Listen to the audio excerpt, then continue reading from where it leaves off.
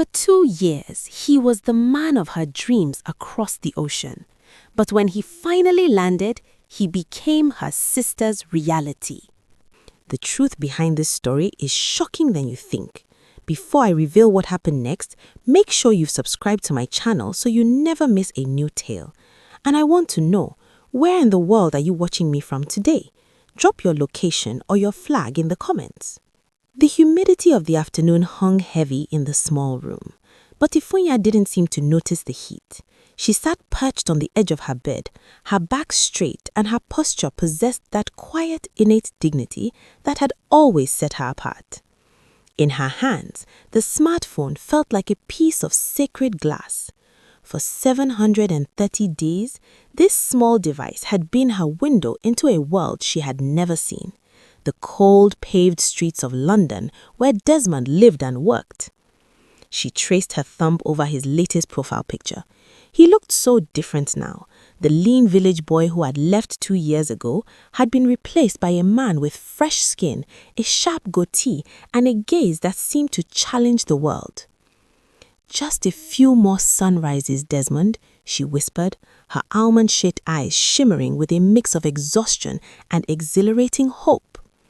She thought about the 2 years she had spent turning down suitors, the 2 years of saving every kobo he sent her to ensure their future home would be perfect, and the 2 years of resisting the whispers of the village gossips. To Ifunya, love was a marathon of endurance, and she was finally approaching the finish line.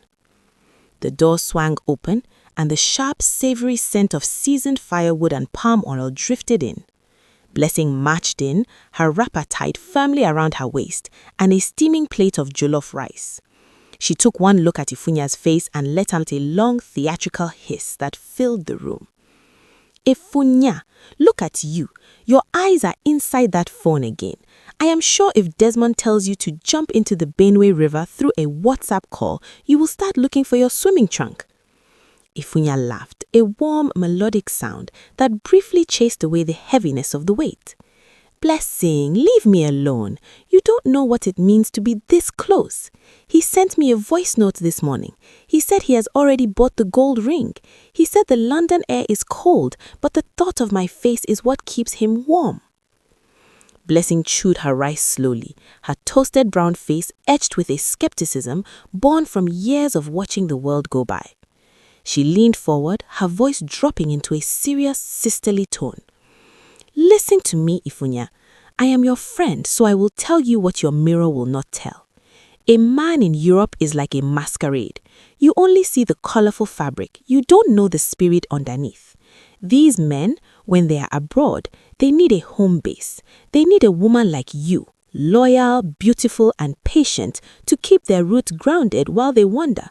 But the moment they land at the airport and the Nigerian heat hits their skin, their brains sometimes reset."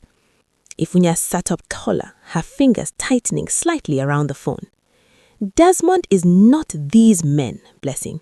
He is the same boy who used to fetch water for my mother. He hasn't forgotten the taste of village water." "He has forgotten the taste of village water, Ifunya," Blessing countered, pointing her spoon for emphasis. "Now he drinks bottled water and wine. His eyes have seen different things. And you have stayed here, maintaining your natural beauty, waiting like a statue. But men like Desmond, they return with a hunger for something trendy, something that shines like the tinsel on a Christmas tree. I am not saying he doesn't love you, but the hearts of men are fickle, especially those who have tasted the just got back life. They want to show off. They want a trophy, not just a wife." Ifunya turned her gaze back to the screen. She saw the messages of devotion, the emojis of hearts and rings, and the promises of a forever that was supposed to begin in less than 72 hours.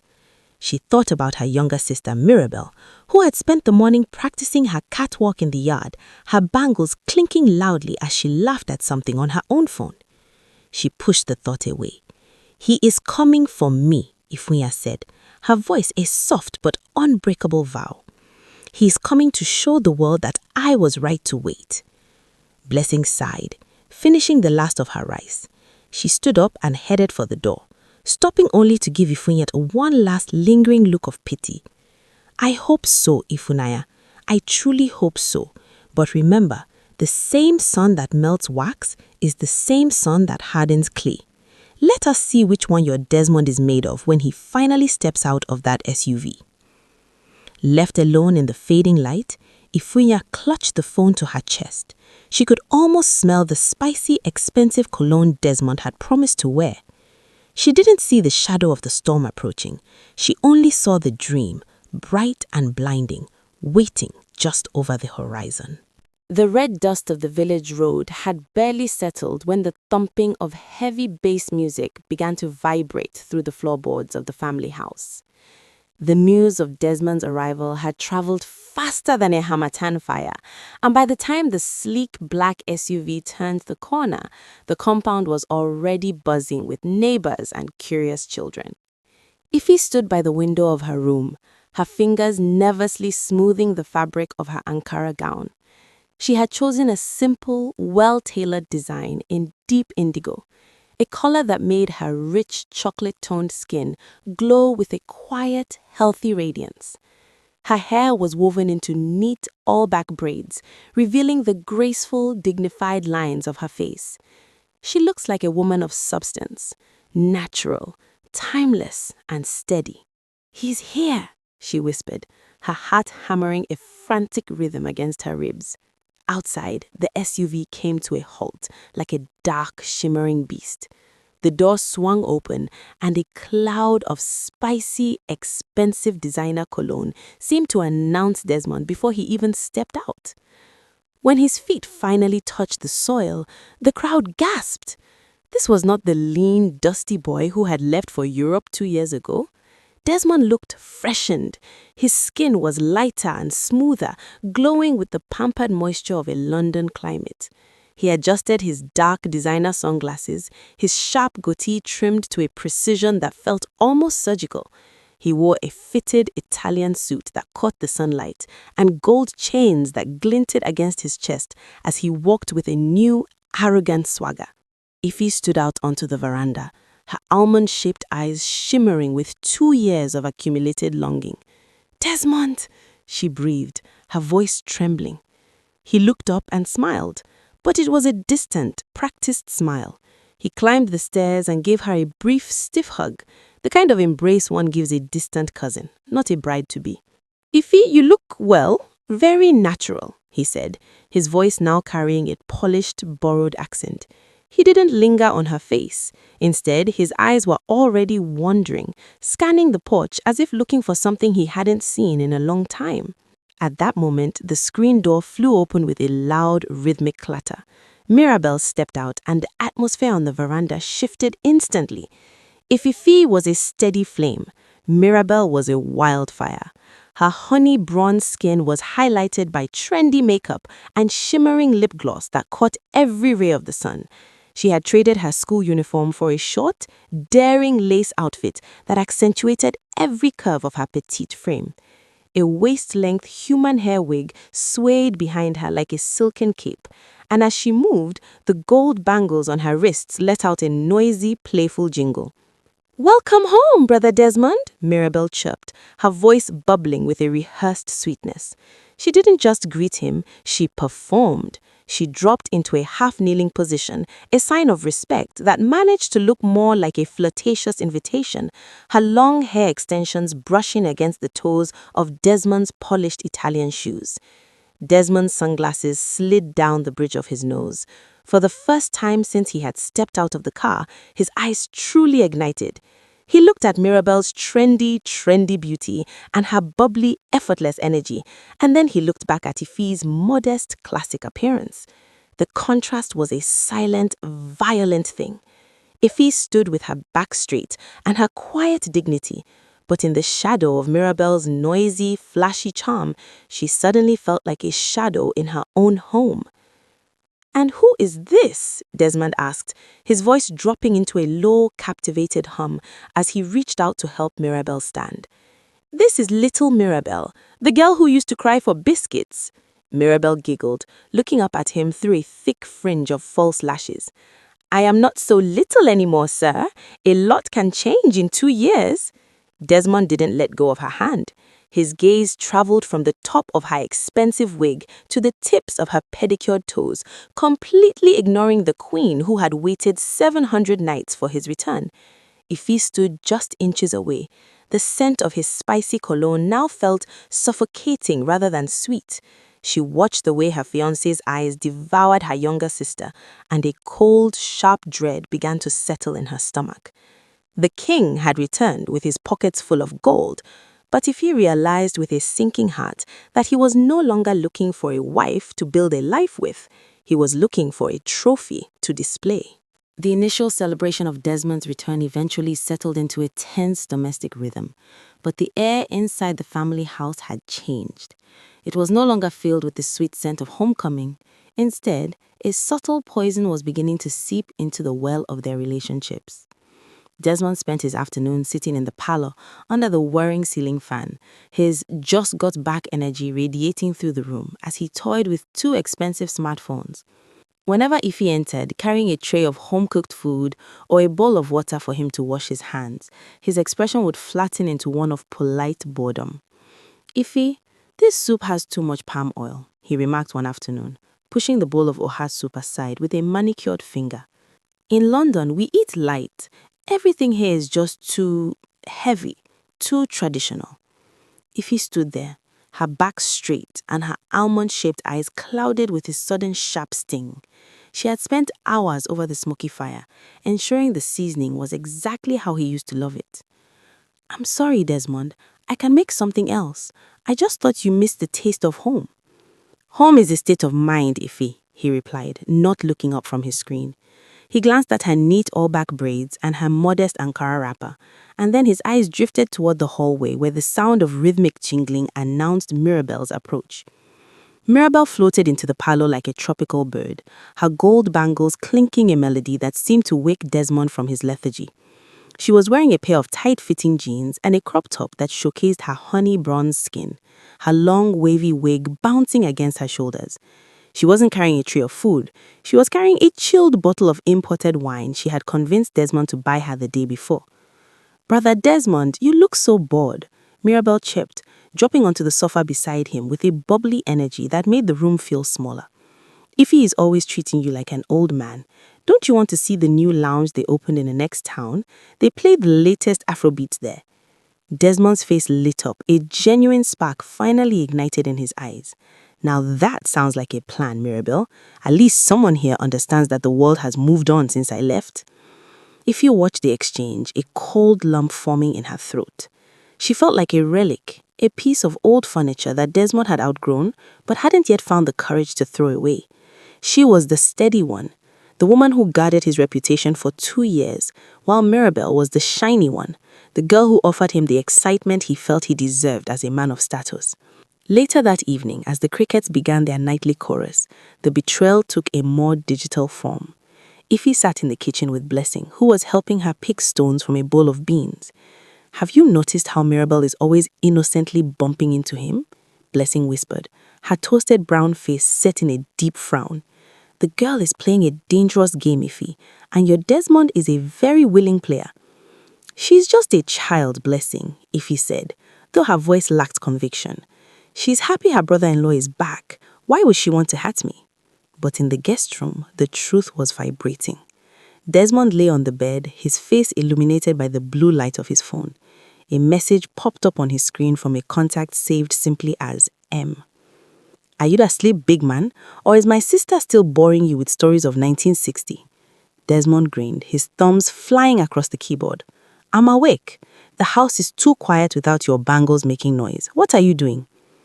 "Thinking about that London dress you promised me," Mirabel replied, followed by a string of heart and fire emojis. "I hope you didn't buy Ife's own yet. She won't appreciate it like I will. She's too natural for such things." "You are right," Desmond typed back, his goatee twitching as he smiled. "Ife is like a dusty road. You, Mirabel, you are the highway." Outside the room, Mirabel leaned against the wall, her phone clutched to her chest and a triumphant smirk on her honey bronze face. She heard Ife's footsteps in the hallway, the heavy, rhythmic tread of a woman who thought she was walking toward a wedding. Mirabel quickly tucked her phone into her pocket and stepped out, her face instantly morphing into a mask of sisterly innocence. "Oh, Sister Ify, I was just coming to ask if you need help with the beans. You work too hard. You should rest so you don't look so tired when the elders come for the bride price." Ify looked at her younger sister, searching those large, innocent eyes for the girl she used to protect. She saw nothing but a bright, shallow reflection. The poison was no longer in the well, it was in the very blood of the house, and the feast of betrayal was already being served. The town's new continental restaurant was a place of glass, chrome, and aggressive air conditioning, a stark contrast to the warm, earthy smells of the village. Ifeanyi sat at the small table, her fingers tracing the hem of her finest indigo Ankara gown. She had spent an hour making sure her all-back braids were perfect, and she wore the small gold studs that Desmond had sent her a year ago. She felt like a bride-to-be, her heart fluttering with a hope that felt almost holy. Across from her, Desmond sat like a man in a boardroom, his expensive designer sunglasses resting on the table next to two vibrating smartphones. He smelled of that spicy, foreign cologne, but tonight it felt like a wall between them rather than an invitation. "Ifeanyi, thank you for coming," Desmond said, his voice flat and devoid of the honeyed tones that used to fill their midnight WhatsApp calls. He didn't look at her. He was staring at the condensation on his bottle of imported sparkling water. "Ifeanyi, Desmond, you've been so quiet since the family meeting was postponed. I thought tonight we would finally talk about the dates. Papa is asking and the elders are waiting." Desmond finally looked up, but his gaze was cold, clinical, and filled with a strange kind of pity that made Ifeanyi's skin crawl. "That is why I brought you here, Ifeanyi. I need to be honest. Europe changes a man. It opens your eyes to what you truly need, not just what you are used to. When I was over there, I had a picture of you in my mind, but coming back, seeing the reality." He trailed off, gesturing vaguely at her modest attire. "The reality of what, Desmond? That I waited for you? That I am the same woman you promised to marry?" Ifeanyi's voice was steady, but a tremor of fear was beginning to ripple through her chest. Desmond leaned forward, his polished goatee catching the light. "You are a good woman, Ifeanyi. You are steady, you are natural, and you are everything a man would have wanted in the old world. But I have grown. I need a woman who matches my energy, someone who understands the new Nigeria, someone who shines. A man of my status cannot be walking around with a woman who looks like she just stepped out of a 1990 prayer meeting." Ifeanyi felt as if the air-conditioned room had suddenly dropped to freezing. "Is this about my clothes, Desmond, or my hair? I can change those things. I was only trying to be the woman you said you respected." "It's not just the clothes, Ifeanyi. It's the spirit," Desmond said, and then he paused, his thumb sliding across his phone screen as a notification from M lit up the surface. He didn't even hide it. "I have realized that I made a mistake. I went to the right house, but I knocked on the wrong door. My heart has moved to your father's house, Ifeanyi, but it has settled in a different room." The silence that followed was deafening. Ifeanyi's breath hitched in her throat. The words were a riddle with a poisoned answer, one she already knew but was terrified to speak. "A different room?" she whispered. "Desmond, what are you saying?" "I am saying that it is Mirabel," he said, his voice gaining a sudden defiant strength. "She has the spark I need. She is trendy, she's vibrant, and she's not afraid to be seen. She understands the life I want to live. We've been talking, Ifeanyi, truly talking, and I have realized that she is the one who belongs by my side in London, not you." The restaurant seemed to spin. Ifeanyi looked at the man she had guarded with her prayers for 700 days and saw a stranger. She thought of Mirabel, her own flesh and blood, the girl who jingled her bangles and played the innocent sister while weaving a net around Ifeanyi's life. The betrayal was so sharp it felt physical, a blade sliding between her ribs. "My sister," Ifeanyi asked, her voice barely audible, "you are breaking 2 years of promises for a girl who is barely out of school? For someone who only loves the labels on your suits?" "Don't be bitter, Ifeanyi. It's beneath you," Desmond said, reaching for his sunglasses as if the conversation was already over. "I'll settle things with your father. I'll pay whatever is necessary to mend the shame, but the heart wants what it wants. You should find someone simpler, someone who appreciates natural things." Ifeanyi stood up, her chest scraping harshly against the polished floor. She didn't cry. The sadness was there, deep and vast, but her quiet dignity, the very thing Desmond had mocked, rose up like a shield. She looked down at him, her almond eyes glowing with a sudden piercing light that made him flinch. "You think you are choosing a queen, Desmond," she said, her voice calm and terrifyingly clear, "but you are only choosing a mirror that reflects your own vanity. You have traded a well that never runs dry for a cup of colorful poison. Go and marry her. Go and marry the noise and the bangles." She turned and walked out of the restaurant, her back straight and her head held high. She didn't look back to see him checking his phone again, or to see the waiter bringing the bill for a dinner that had cost her her future. As she stepped into the humid night air, the first tear finally fell. But somewhere in the spiritual realm, the quiet guardian of her bloodline began to stir. The room Desmond had chosen was about to become a cage. The morning mist hung low over the village, clinging to the thatched roofs and the red earth like a shroud. Inside the family house, the silence was not one of peace, but of a suffocating tension that made every breath feel heavy. Ifunanya sat on the edge of her bed, the same bed where just days ago she had whispered her dreams to a glowing smartphone screen. Now, her hands moved with a mechanical, numbing precision as she folded her few belongings into a worn suitcase. The indigo Ankara gown she had worn to the restaurant, the shroud of her dead hopes, lay at the bottom, buried beneath simpler fabrics. The door creaked open, and Blessing stepped in, her toasted brown face etched with a fury she wasn't trying to hide. She didn't say a word at first. She simply reached down and helped Ifunanya zip the bag. "The car is waiting by the junction, Ifunanya.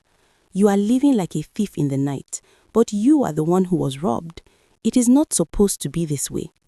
"It is the only way for me to breathe, Blessing," Ifunanya replied, her voice a fragile thread of its former strength.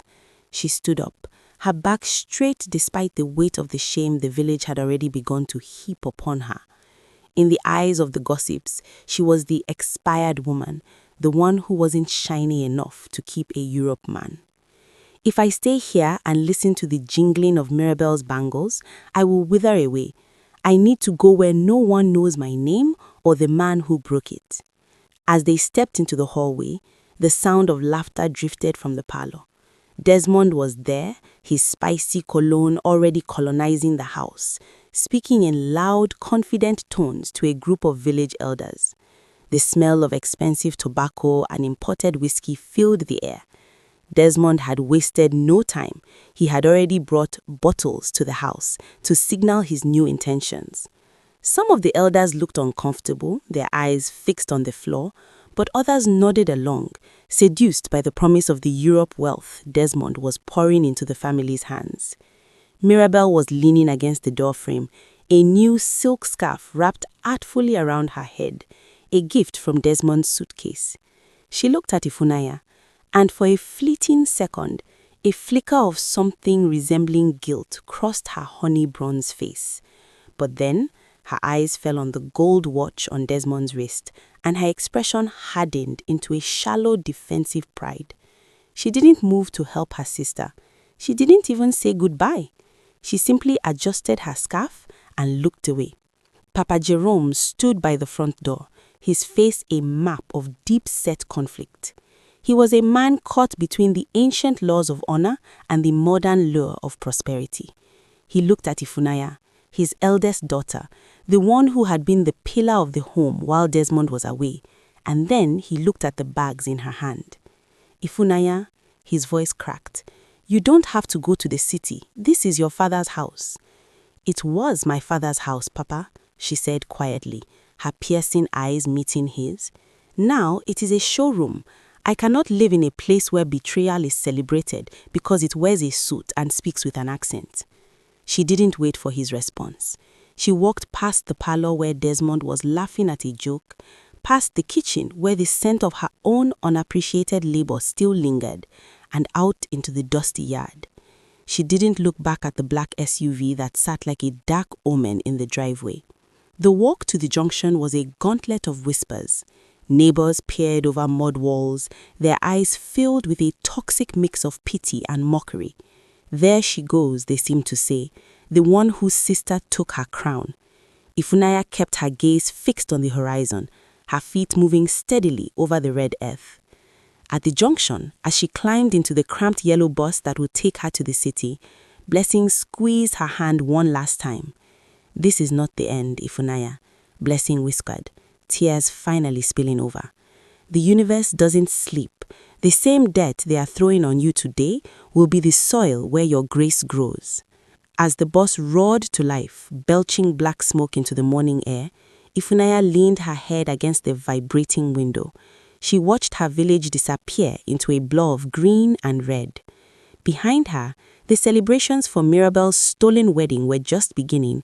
The tents were being raised and the cows were being bought, but Ifunanya felt a strange, cold clarity. She was leaving the shame behind. She was entering the wilderness, but she was entering it with her soul intact.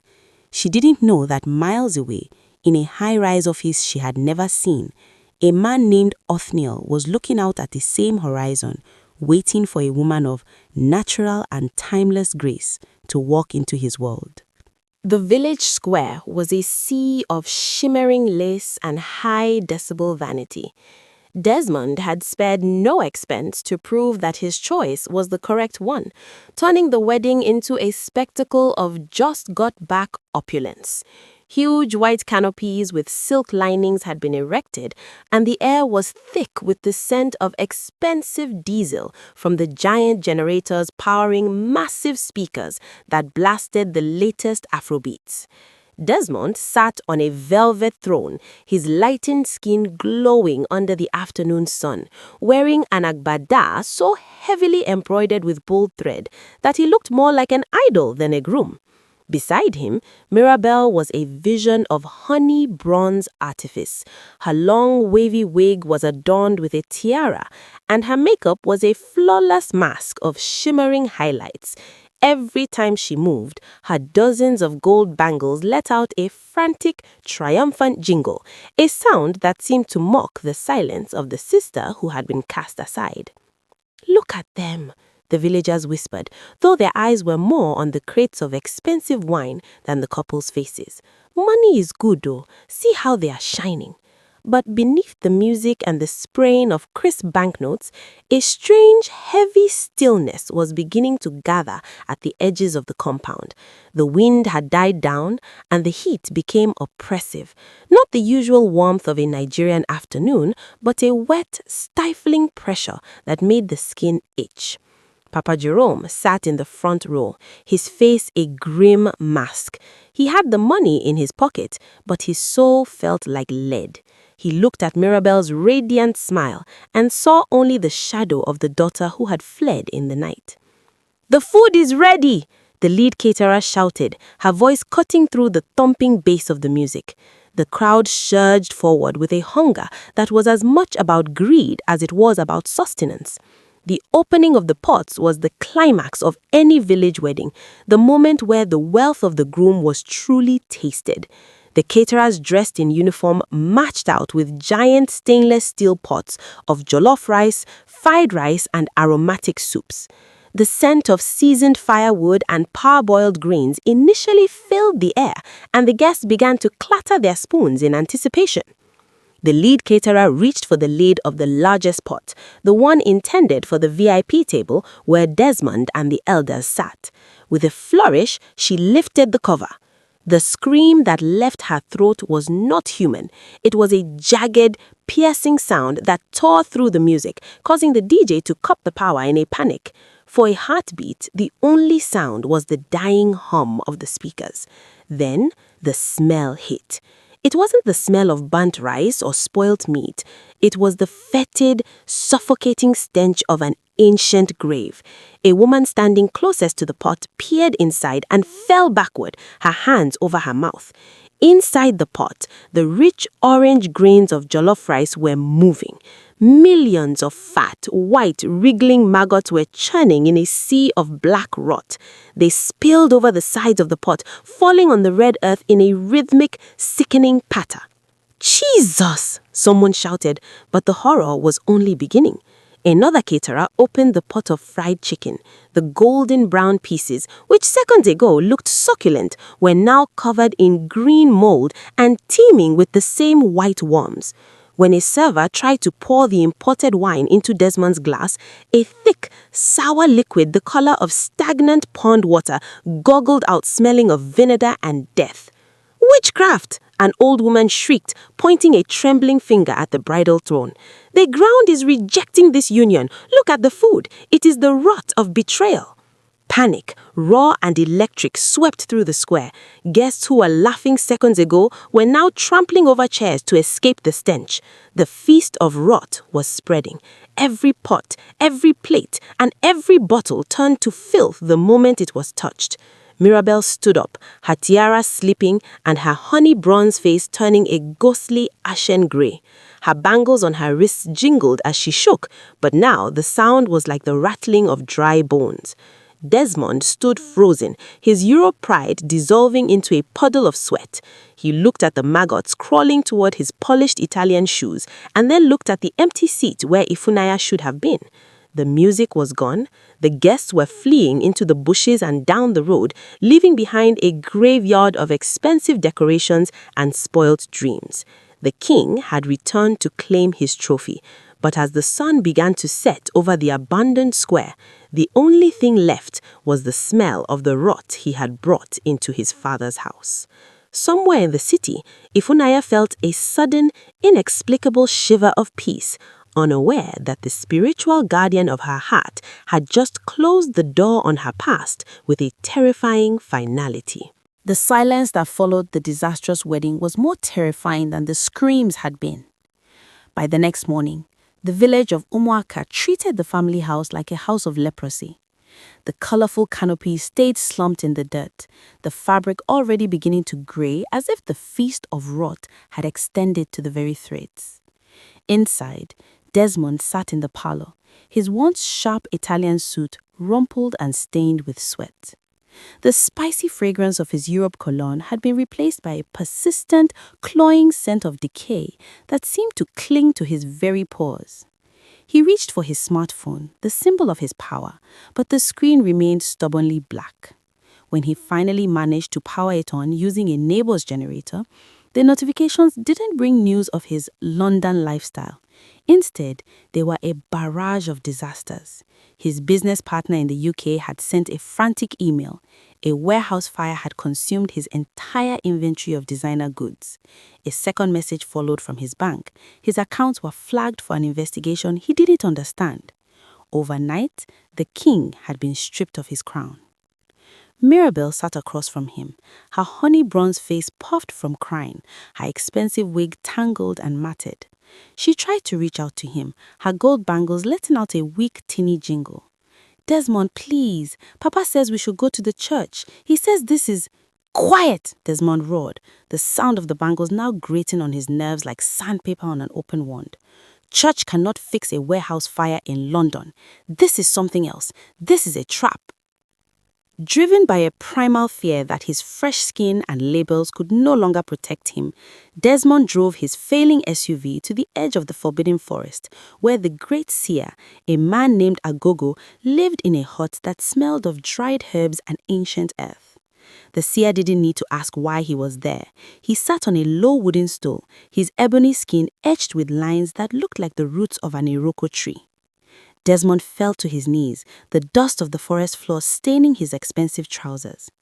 "Great One, my life is turning to ash. My wedding was a nightmare of maggots. My wealth is vanishing across the ocean. Who is doing this to me? Which enemy has followed me from Europe?" The Seer didn't look up. He threw a handful of cowries onto a weathered animal skin and watched them settle. He chuckled, a dry, rattling sound that made the hair on Desmond's neck stand up. You look for enemies across the sea, but you carry the wound you inflicted in your own pocket, the seer said, his voice a low vibration that seemed to come from the ground itself. You think you are a big man because you have paper money and a London accent, but you are a small boy playing with fire. Tell me what to do, Desmond pleaded. I will pay any price. There is no price you can pay to the spirits for what you have done, Agogo said, finally looking Desmond in the eye. You did not just break a girl's heart, you struck a mountain. That woman Ifunaya, she does not walk alone. She carries what we call the ancient protector, a spirit guardian of her bloodline that wakes only when a soul of pure truth is wounded with extreme malice. Desmond's blood ran cold. He thought of Ifunaya's almond-shaped eyes and her quiet, natural dignity. He had mocked it as being old-fashioned, never realizing that the old fashions were the ones with the deepest roots. The ancient protector does not fight physical battles, Agogo said, his voice growing stern. It mirrors the heart of the offender. Because you brought rot into her life through betrayal, your food became maggots. Because you used your wealth to humiliate her, your wealth is being eaten by fire. This spirit will not stop until it has balanced the scales. It is not a curse Ifunaya placed on you. She is too pure for that. It is the natural response of the universe defending its own. How do I stop it? Desmond stammered, his swagger completely gone. You must find her, Agogo commanded. You must go to the city and find the woman you throw away like a piece of refuse. You must strip yourself of this pride, this Europe clothing and this goatee. You must roll in the dust at her feet and beg for her forgiveness from the very bottom of your soul. If she releases you, the rot will stop. If she does not, prepare yourself. The maggots you saw in the rice will soon find a home in your own flesh. Desmond stumbled out of the hut, the midday sun feeling like a physical weight on his shoulders. He looked at his hands, expecting to see them peeling. The seer's words echoed in his mind, roll in the dust. He got off his Italian shoes and his just-got-back reputation. But as he looked at his SUV, which was now leaking oil like a wounded animal, he knew he had no choice. The king was dead. Now, only the beggar remained. The journey to the city was a long, humiliating descent for the man who had once arrived in the village with the roar of a black SUV and the arrogance of a conqueror. The SUV had finally breathed its last at the outskirts of the town, its engine seizing with a final metallic groan that sounded like a laugh. Desmond was forced to board a cramped, dusty interstate bus, squeezed between a woman selling smoked fish and a restless child. His sharp Italian suit was now wrinkled and stained with the red dust of the road, and his spicy cologne had surrendered to the salty, communal sweat of public transport. As the bus rattled into the chaotic heart of the city, Desmond looked at his reflection in the grime-streaked window. The fresh skin he had brought from London looked sallow and grey. The goatee he had groomed with such vanity was patchy, and his expensive designer sunglasses were missing a lens. He was no longer a just-got-back king. He was a man being hunted by a shadow he couldn't outrun. Finding Ife's apartment block in the bustling suburb took hours of wandering through narrow streets, but the moment he turned the final corner, the atmosphere changed. The noise of the city, the honking of danfos and the shouting of hawkers seemed to soften into a respectful hum. He saw her before she saw him. Ife was coming out of a small grocery store near her apartment, carrying a bag of fruit.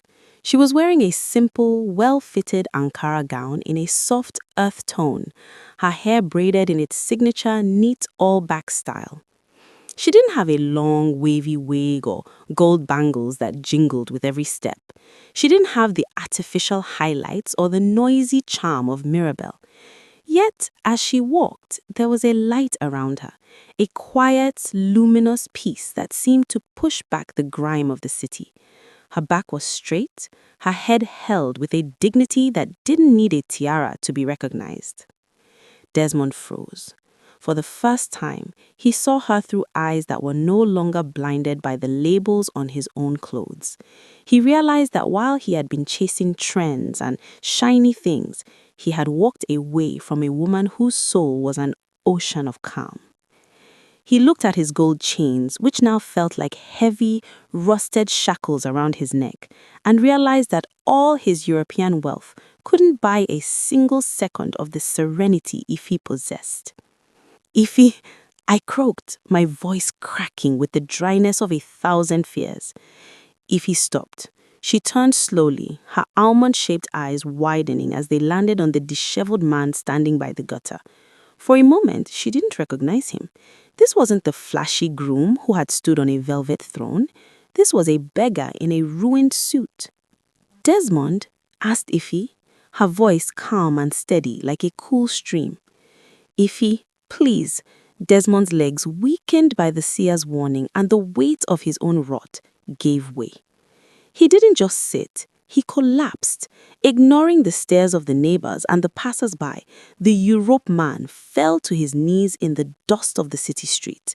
The spicy cologne was gone, replaced by the smell of genuine, pungent fear. He thought of the maggots in the rice and the fire in his London warehouse, and he realized that the ancient protector the seer had spoken of wasn't a monster. It was the truth he had tried to bury. Blessing appeared at the top of the stairs, her toasted brown face instantly hardening into a mask of protective fury. "Desmond, what is this one doing here? Ify, don't listen to him. Let him stay in the dust where he belongs." But Ify didn't move. She stood there, her presence so radiant and still that even Blessing fell silent. She looked down at the man at her feet, who had traded her for a jingling sister, and in her eyes, there was no fire of revenge, but only a deep, piercing compassion. "I am a dead man, Ify," Desmond sobbed, his forehead touching the hot concrete. "The rot is eating everything. My money is gone. My pride is gone. I went to the wrong room, Ify. I went to the wrong room, and now the house is falling on me. Please, I have come to roll in the dust. I have come to beg for my life." Ify looked at him, and for the first time, she felt the ancient protector behind her lower its sword. She saw that the man at her feet finally understood the difference between what shines and what is gold. The sound of a door slamming echoed through the narrow street as a battered yellow taxi pulled up behind the kneeling Desmond. Mirabel stepped out, but she was unrecognizable from the girl who had jingled her way across the village square. Her expensive human hair wig was gone, replaced by a tangled mess of unkempt natural hair, and her honey-bronze skin was sallow, mapped with the salt tracks of dried tears.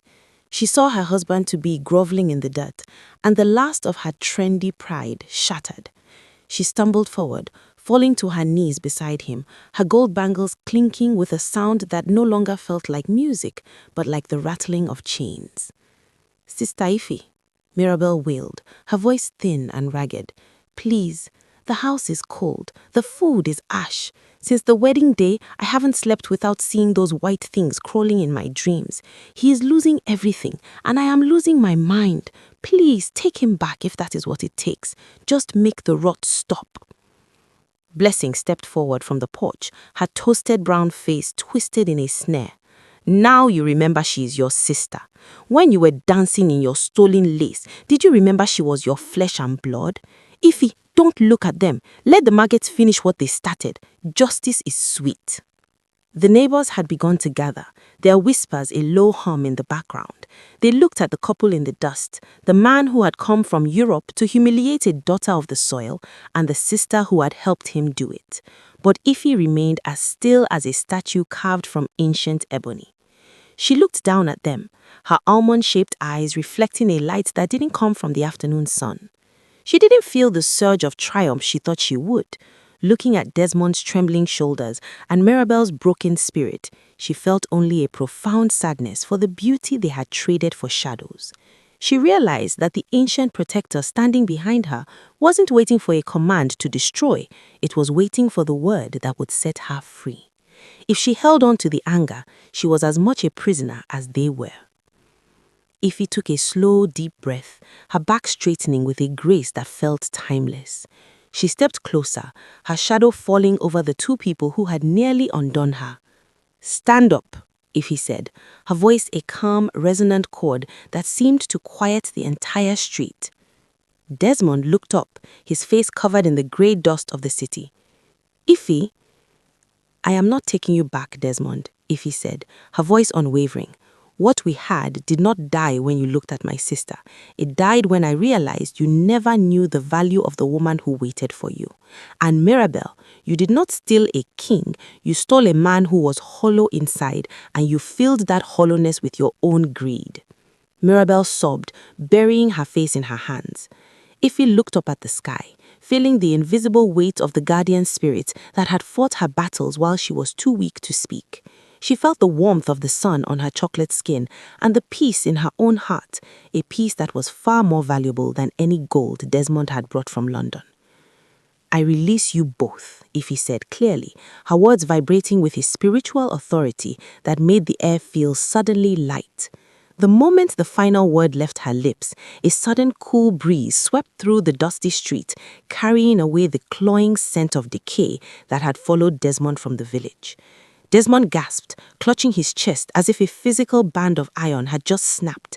The grey pallor on his skin seemed to lift, and for the first time in weeks, the crushing weight of the maggot curse vanished. "It's gone," Desmond whispered, staring at his hands. "Go," Ify said, turning her back on them. "Go and build a life on the truth if you can find it, but never come to my door again. You are ghosts of a life I have outgrown." She walked up the stairs, her steps light and rhythmic. Blessing followed her, shaking her head in wonder, but for once she remained silent. As Ify entered her apartment and closed the door, she felt as if she had just stepped out of a dark, cramped room into a garden of endless light. She didn't look out the window to see Desmond and Mirabel picking themselves up from the dust. She simply sat at her small table, picked up a piece of fruit, and smiled. The release was complete. She was no longer the woman who waited. She was the woman who had survived. The year that followed Ify's act of release was like a slow, beautiful sunrise after a night that had lasted an eternity.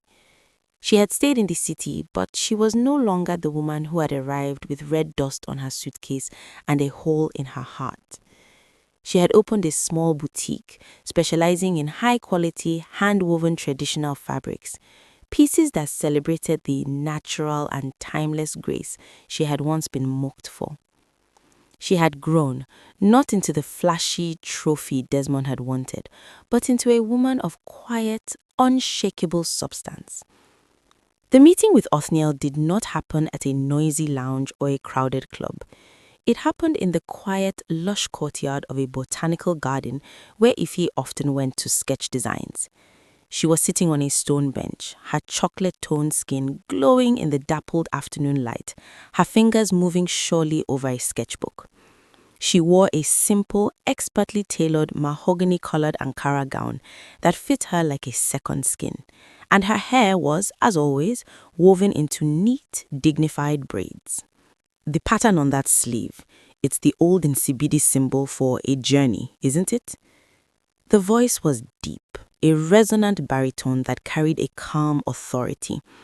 Ify looked up, and for a moment her breath caught. Standing before her was a man who looked like he had been carved from the finest ebony. Othniel was tall and broad-shouldered, possessing a physical presence that commanded the garden without a single aggressive movement. He wore a crisp, white, heavy cotton senator suit with intricate, bone-colored embroidery along the chest. He didn't wear gold chains or flashy labels. The only luxury on him was the heavy, classic wristwatch on his dark wrist and the sheer, undeniable quality of the fabric he wore. His beard was thick and perfectly maintained, and his piercing eyes seemed to look not just at Ify, but through her. "Yes," Ify said, her voice steady. "It represents a journey that is difficult but necessary. You have a keen eye, sir." Othniel smiled, and unlike Desmond's practiced, distant grin, this smile was genuine, reaching eyes that were filled with respectful curiosity. I appreciate things that have roots, Miss Ifunaya. I have been watching you sketch for 20 minutes. You work with the focus of someone who has found her peace. He didn't ask her number immediately. He didn't brag about his businesses or his travels. Instead, he sat on the bench across from her and spoke about the history of textiles, the beauty of the soil, and the importance of silence in a world full of noise. With Othniel, there was no just got back swagger. He had traveled the world, owned companies that spanned continents, but he spoke with the humility of a man who knew that true wealth didn't need to shout to be heard. As the weeks turned into months, Ife discovered the world of invisible luxury. Othniel didn't take her to flashy restaurants to show her off. He took her to private galleries and quiet, high-end gardens where they could talk for hours. When he brought her a gift, it wasn't a trendy wig or noisy bangles. It was a rare book on African art or a piece of jewelry so finely crafted that only a connoisseur would know its value. Most importantly, Othniel treated Ife with a level of respect that felt like a healing balm. He never compared her to others. He never asked her to be shinier or more vibrant. He loved the almond-shaped eyes that held a hint of her past struggles, and he cherished the quiet dignity of her spirit. "Ifunaya," said Othniel one evening as they walked through his private garden, the scent of blooming jasmine filling the air. "Many people look for a partner who can help them show the world how successful they are. But I have been looking for a woman who is a world unto herself. A woman who is protected by her own grace." Ife looked at him, her heart finally full and still. She thought back to the red dust of the village, the smell of the rot at the wedding, and the groveling man in the city street. She realized that everything she had lost was only cleared away to make room for what she had now found. In Othniel, she hadn't found a king to serve. She had found a partner who saw her as the queen she had always been. The garden of Othniel was not a place of display, but a sanctuary of truth. And for the first time in her life, Ife felt she was exactly where she was meant to be. The sun rose over the village of Umuaka, but for some, the light only served to reveal the cracks in a life built on sand. In the small, cramped house on the edge of the community, Desmond sat on a sagging porch, his skin no longer fresh, but toughened by the harsh reality of the local sun. He was no longer the Europe man. His London business was a memory of ash, and his sharp Italian suits had been replaced by faded local cotton. He stared at his hands, the same hands that had once toyed with expensive smartphones, now calloused from the manual labor he was forced to do to keep a roof over his head. Inside, the sound of a baby's cry was met not with a song, but with the sharp, wary clicking of Mirabel's tongue. Mirabel emerged, her honey bronze skin dull, and her long, wavy wigs had long since been sold to pay for food. The few gold bangles she had left were thin and scratched, their jingle now a hollow, irritating sound that reminded them both of the day the food turned to rot. They were married, yes, but their home was a place of silent accusations. Every time they looked at each other, they didn't see love. They saw the face of the sister they had betrayed. They were bound together by guilt, a heavy, invisible chain that no amount of prayer seemed to break. Miles away in a sprawling garden estate, where the grass was like velvet and the air smelt of blooming lilies, it was the day of the wedding the village would talk about for generations. Not because it was flashy, but because it was regal. Ife stood before a tall, silver-framed mirror, her reflection a vision of a woman who had been through the fire and emerged as pure gold. She wore a stunning white gown made of the finest hand-woven lace, but it was her headpiece that commanded the room, a high-wrapped ivory gele that sat upon her head like a crown. Her almond-shaped eyes were no longer clouded with sadness. They glowed with a pure light, the radiance of a woman who was loved with a respect that surpassed all understanding. She wore no noisy jewelry, only a single teardrop diamond necklace given to her by Othniel, a piece of invisible luxury that spoke of a wealth that didn't need to shout. Blessing stood behind her, her toasted brown face wet with tears of pure joy. "Ife, look at you," she whispered, adjusting the train of the gown. "The stone that the builders rejected has truly become the cornerstone. The universe didn't just balance the scales, it gave you the whole market." As Ife stepped out into the garden, the guests fell into a hushed, reverent silence. Papa Jerome stood at the head of the aisle, his eyes red with a mixture of shame and pride. He had seen the rot at one wedding, but here, under the canopy of ancient trees, he saw only life. He took Ife's hand, his grip trembling, as he led her toward the man waiting at the altar. Othniel stood like a pillar of ebony strength, his white, heavy cotton agbada embroidered with silver thread that caught the light with every breath he took. His piercing eyes never left Ife's face. In his gaze, there was no hunger for a trophy, no need for a trendy accessory. There was only the calm, deep devotion of a man who knew he was receiving a treasure. As they exchanged vows, a cool, gentle breeze swept through the garden, rustling the leaves in a way that sounded like a soft, celestial applause. Ife felt a familiar shiver of peace, the presence of the spiritual guardian that had protected her bloodline through the darkness. The scales were finally still. The contrast was complete. While Desmond and Mirabel lived in a house where the memory of Maggot still haunted the pots, Ife and Othniel began a life where the bread was always sweet and the water never ran dry. Ife had learnt the greatest lesson of all, that when you build your happiness on someone else's pain, the structure will eventually crumble into dust. But when you forgive, release, and walk with a pure heart, the universe opens doors that no man, not even one from Europe, can ever shut.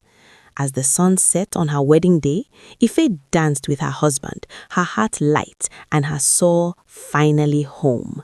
Somewhere in the spiritual realm, the protector of the wounded smiled and returned to its rest. Justice had been served, and the daughter of truth was finally crowned.